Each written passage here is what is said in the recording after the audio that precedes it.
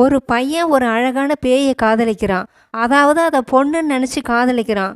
அந்த கோஸ்ட்டும் அவனை காதலிக்குது. இதோட முடிவு என்னவா இருக்குன்னு நினைக்கிறீங்க? வாங்க வீடியோக்குள்ளே போகலாம். மறக்காமல் சப்ஸ்கிரைப் பண்ணிக்கோங்க. கிஷோர் என்ற 30 வயது வாலிபன் ஒரு ஐடி நிறுவனத்தில் வேலை செய்கிறான். அன்னைக்கு ஒரு நாள் ராத்திரி 1 மணி இருக்கும். வேலையை முடிச்சுட்டு தன்னோட பைக்கில் போயிட்டு இருந்தான். அவன் போகிற வழியில் ஒரு சுடுகாடு இருக்குது. அதை தாண்டி தான் அவன் போயாகணும். தினமும் அந்த சுடுகாடு வழியாக போகிறதால அவனுக்கு பயம் தெரியல. ஒரு நாள் அந்த சுடுகாடை கிராஸ் பண்ணி வேகமாக போயிட்டு இருந்தான். அந்த சுடுகாடு ஓரமாக ஒரு 25 வயசு பொண்ணு ஒருத்தி நின்றுட்டு இருந்தா. கையை காட்டி வண்டியை நிறுத்த சொன்னான். பார்க்குறதுக்கு அப்சரஸ் மாதிரி இருந்தா. கிஷோர் வண்டியை கொஞ்சம் ஓரமாக நிறுத்தினான். அவனுக்கு ஒரே குழப்பம். ஒருவேளை அந்த மாதிரி பொண்ணும் இருக்குமோ? அவன் யோசிக்கும் போதே அவனை நோக்கி அந்த பொண்ணு நெருங்கி வந்தா.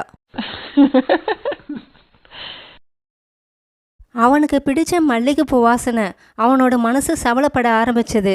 சார், எங்கள் அப்பா அம்மா வெளியூர் போயிருக்காங்க. எங்கள் வீடு உள்ளே இருக்குது. என்னை கூட்டின்னு போய் விட்டுறீங்களா? ஒரு அழகான பொண்ணு வழியே வந்து கேட்டா எந்த பையனாவது மாட்டேன்னு சொல்லுவானா? கிஷோர் பூம்பும் மாடு மாதிரி தலையாட்டினான். நீங்கள் வண்டியில் ஏறி உட்காருங்க மேடம், நான் கூட்டின்னு போய் விட்டுறேன்.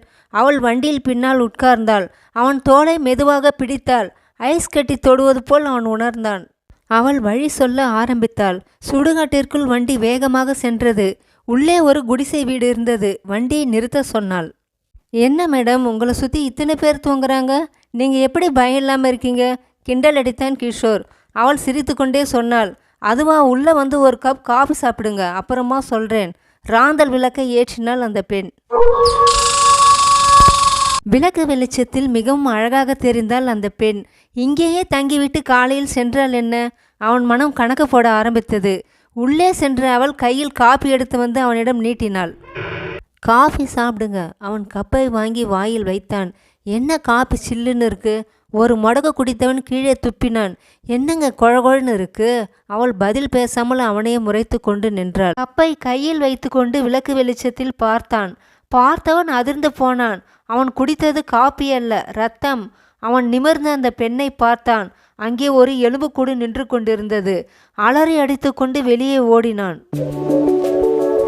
பைக்கை எடுத்துக்கொண்டு வேகமாக ஓட்டினான். அவன் கட்டுப்பாட்டில் இல்லாமல் வண்டி ஓட ஆரம்பித்தது. அவன் வண்டி தானாகவே ஒரு சமாதியின் முன் நின்றது. அவனை அழைத்து கொண்டு வந்த அந்த பெண்ணின் புகைப்படம் அந்த சமாதியின் மேல் வைக்கப்பட்டிருந்தது. வண்டியை அங்கேயே போட்டுவிட்டு அந்த சுடுகாட்டை விட்டு வெளியே ஓடினான். ஓடினான் ஓடினான் ஓடிக்கொண்டே இருந்தான்.